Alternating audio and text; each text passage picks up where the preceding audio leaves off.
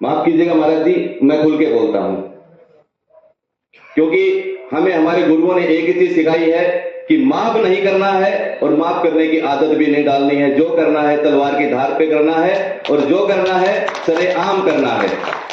धर्म के नाम पर बहुत बड़ी व्यवस्था है, लेकिन व्यवस्था नहीं है, धर्म दिखाने को है। हर यहां छोटे से बड़ा कोई भी संत महात्मा है, इसमें हम बाहर आ गए हैं क्योंकि हमने अलग व्यवस्था बनाई। स्वर्णिम घड़ी में आए हुए आप सभी महानुभावों को बहुत बहुत साधुवाद और ईश्वर की तरफ से आप सभी को बहुत सारा आशीर्वाद।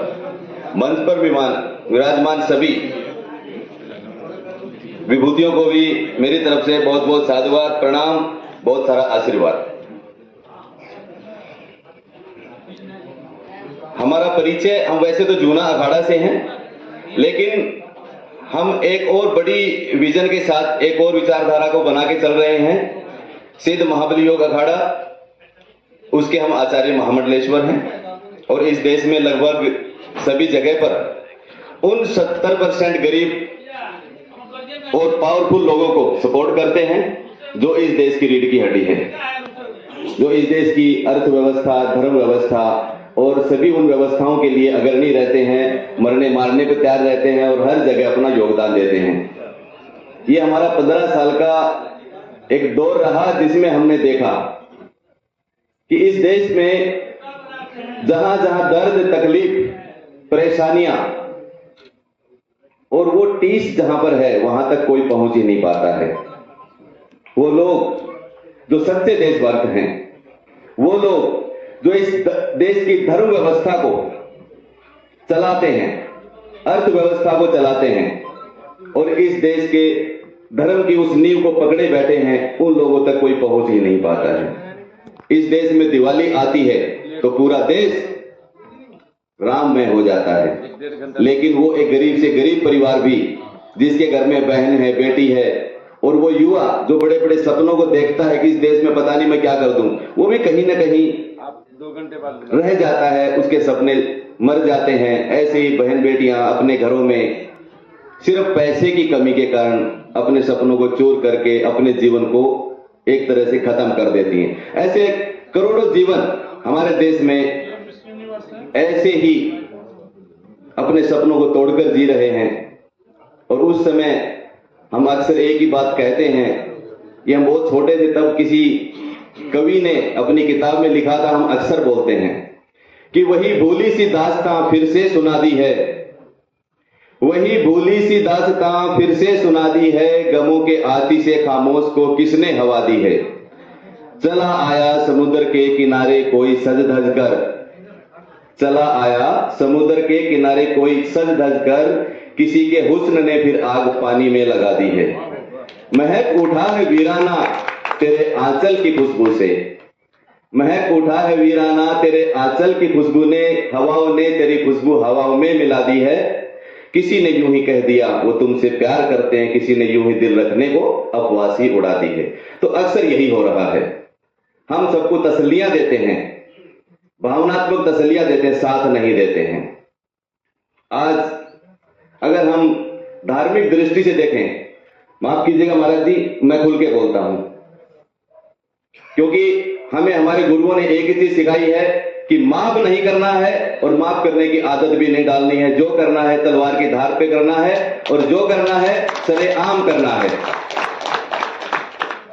आज हमारा देश पूरे विश्व में आस्था के स्तर को पार कर चुका है, आस्था और अंधभक्ति। लेकिन आस्था और अंधभक्ति के बीच में क्या रह गया? मैं अपने सभी कुल श्रेष्ठ और गुरु श्रेष्ठों को भी प्रणाम करते हुए एक ही बात कहूंगा कि उन्होंने वेद शास्त्र लिखे,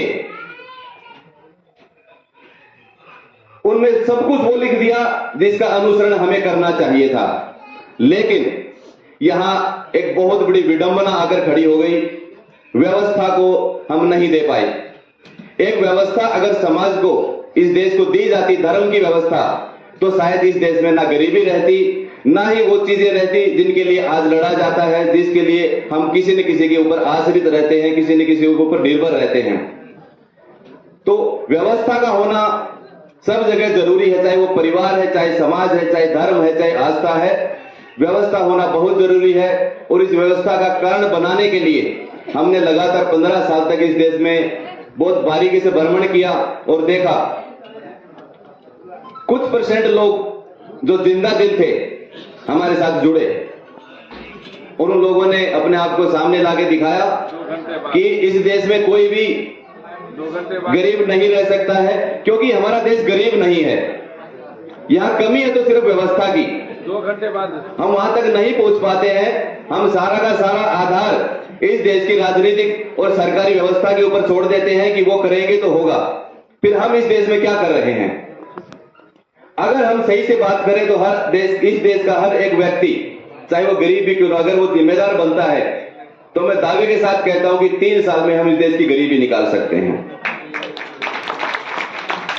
हम इस विषय पर लगातार 3 साल से काम कर रहे हैं। शस्त्र और शास्त्र का ट्रेनिंग देते हुए हमने एक और डिसीजन लिया कि हम सभी गरीब कन्याओं को, उन युवाओं को आर्थिक सशक्तिकरण देंगे। इस काम को हम लेकर चले और आज लगातार हम आगे बढ़ रहे हैं। इस नवंबर में हम 7 गरीब कन्याओं का विवाह करा चुके हैं और लगातार सिलसिला जारी है। और हम हर आदमी का आत्मसम्मान और स्वाभिमान बचाने की बात करते हैं। यहां लोग सामूहिक विवाह करते हैं, लेकिन हम बिल्कुल मना करते हैं। सामूहिक विवाह भी एक तरह से एक गरीब परिवार की सम्मान और स्वाभिमान को मजाक उड़ाने जैसा होता है। अगर सहायता और सहयोग ही करना तो उसके घर पे दीजिए, उसको सहयोग कीजिए, उसके स्वाभिमान को बचाने का काम कीजिए, क्योंकि उसके दरवाजे पर कोई भी जाता है, चाहे भिखारी जाता है, चाहे कोई भी जाता है, चाहे नेता जाता है, तो वो उसको कभी खाली हाथ नहीं भेजता है। तो इस देश का गरीब आदमी सिर्फ पैसे से गरीब हो सकता है, दिल से वो सबसे अमीर आज भी है। तो इसी तरह से हम इस देश में एक ऐसी व्यवस्था बनाने का काम कर रहे हैं जिससे लगातार इस देश का माहौल बदले और इस देश की संस्कृति प्रकृति दोबारा जिंदा हो और सनातन धर्म एक व्यवस्था के साथ आगे आए और हर आदमी को उसके सपनों का देश मिले, उसके सपने पूरे हों और बहुत खुशहाल देश सिर्फ हमारी संस्कृति से, हमारे धर्म से और हमारी जिम्मेदारियों से बन सकता है। हम इसी विषय को लेकर लगातार आगे बढ़ते हैं। आज हमारे देश में धर्म के नाम पर बहुत बड़ी व्यवस्था है, लेकिन व्यवस्था नहीं है, धर्म दिखाने को है। हर यहां छोटे से बड़ा कोई भी संत महात्मा है, इसमें हम बाहर आ गए हैं क्योंकि हमने अलग व्यवस्था बनाई। आम आदमी तक पहुंचने की किसी की भी इच्छा नहीं होती है। अपनी अपनी व्यवस्थाओं को चलाना हर किसी की जिम्मेदारी हो गई है। नेता को अपनी राजनीति करने के लिए अपनी सोच रहती है, व्यापारी को अपना व्यापार करने की सिर्फ फोकस रहता है। कोई भी आदमी अगर कोई नौकरी करता है या कोई भी कुछ भी कारोबार करता है, उसका टोटल फोकस अपने ही कार्य पर रहता है। ये बहुत बड़ी विडंबना है। समाज को देखने की दृष्टि के नाम पर धर्म दिखाई नहीं देने लगा है। इसको जिंदा करने के लिए मैं यही कहूंगा, पूरा देश जिस तरह दिवाली को राममय हो जाता है, उसी तरह एक बार फिर सभी के प्रयास से भक्तिमय होते हुए सनातन धर्म का वो झंडा है, जो ध्वज है, उसको लहराते हुए जिस तरह हम सबके दिलों में ये सनातन बसता है, उसको जिंदा करते हुए और सभी को एक साथ तैयार होना है और एक दूसरे को संभालना है, क्योंकि यही हमारे पूर्वजों ने सिखाया है। हम दान भी करते हैं, लोगों को कहीं ना कहीं हम दान करते हैं, चाहे हम अपने कुल पूर्वजों के लिए करें, मंदिरों के लिए करें, गौशाला के लिए करें, लेकिन एक व्यवस्था इस देश में नहीं है। उस व्यवस्था को बनाने के लिए हमें जागरूक होते हुए एक बार इस विषय को उठाना है, ताकि इस देश में धर्म की एक व्यवस्था बने और वो सभी पहलू जहां जहां कमजोर हैं उनको मजबूत बना जाए और दोबारा से देश हमारा महान देश बन जाए और विश्व में इसका एक नया परिचय आए कि ये देश दोबारा जिंदा हो गया है। बहुत बहुत धन्यवाद।